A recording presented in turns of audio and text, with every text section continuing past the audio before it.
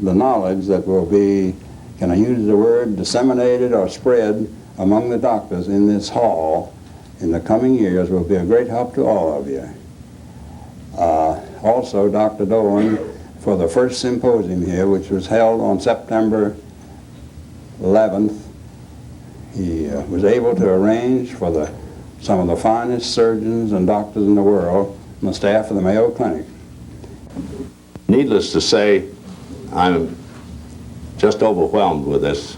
We've waited 30 years.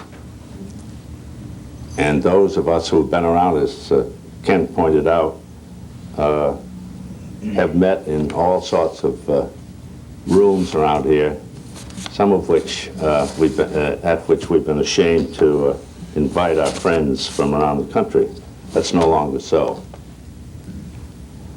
We had the Mayo Clinic, as Dr. Hazel said, representatives here the other day, and they too, as I hope you are, were pleased with what they saw here in this auditorium and in the rooms in the back.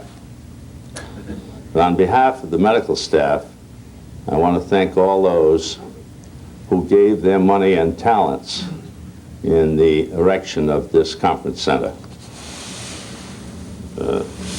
I am particularly pleased that over 100 physicians have pledged $1,000 in purchase of seats here in this auditorium.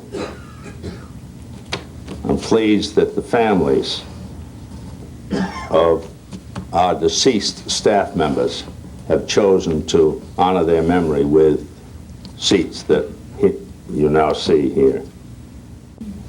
As we look at the direction, and I don't intend this to be political, but as we look at the direction in which this nation is moving today, it's a direction of less emphasis upon government, be it federal, state, or county, and more upon what the private sector can do and individuals can do.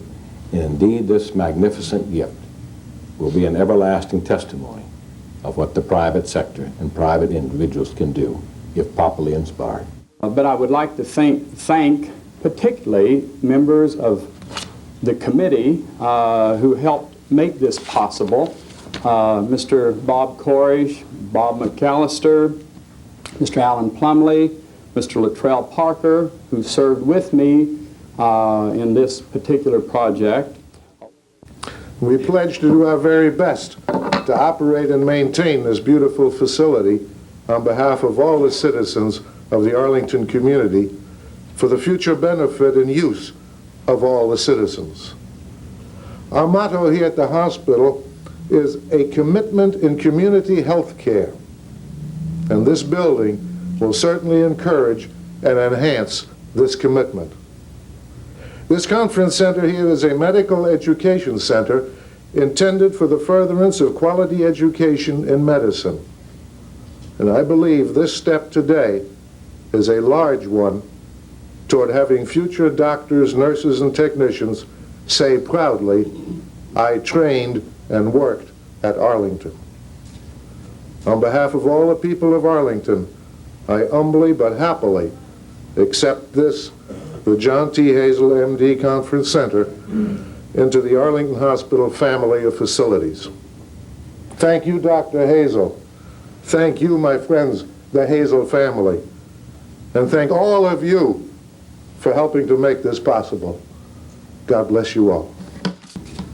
In medical school, I used to shake every time I heard the name of Hazel, because as the roll went, it was Hackett, Hodgson, Hackett, Hazel, Higgins, Hodgson, Holden. And I knew that when they got to Hazel, Higgins wouldn't know anything. Hodgson usually wasn't there, so then they were going to catch me. And but fortunately, John was pretty smart. He'd stop most of the questions. So that while I squirmed, I always felt I had a good front man. My sons have known that I was interested in Arlington Hospital all my life, because my office when I practiced in Arlington was right around the corner from my house. speaking now about this matter of serving. This auditorium is simply one example of the Hazel family's contribution to their community. As a personal friend of Bill and Till's, I can tell you that virtually every day they contribute to their community in service and in dollars. I see examples of it from downstate. Wherever you go, they're called upon to assist, and they respond. Indeed, their conduct in community service stands as an even greater tribute to their parents. At great expense, after searching the city and the bookstores and libraries, they have found the one and only remaining copy of the Doomsday Book of 1928, and they want to present that to you as a memento of their dedication.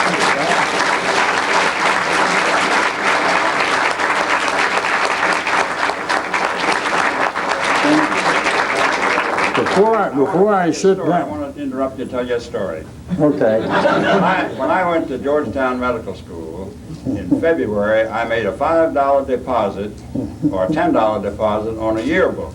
And when the yearbooks came in close to graduation, I actually did not have the other $5 to buy. So I never had a Georgetown yearbook. And this is one of the finest books I've ever had, and it's such a And we are extremely proud that with the Hazel family and other participants in the community who are sitting here, who put up sizable amount of money, time, that this conference center has been designed, developed, and completed without any funds from anyone but the citizens directly, not funneled through Washington, Richmond, or the courthouse. You are all to be congratulated for helping us in this effort. We thank you very much. Right now is my finest hour.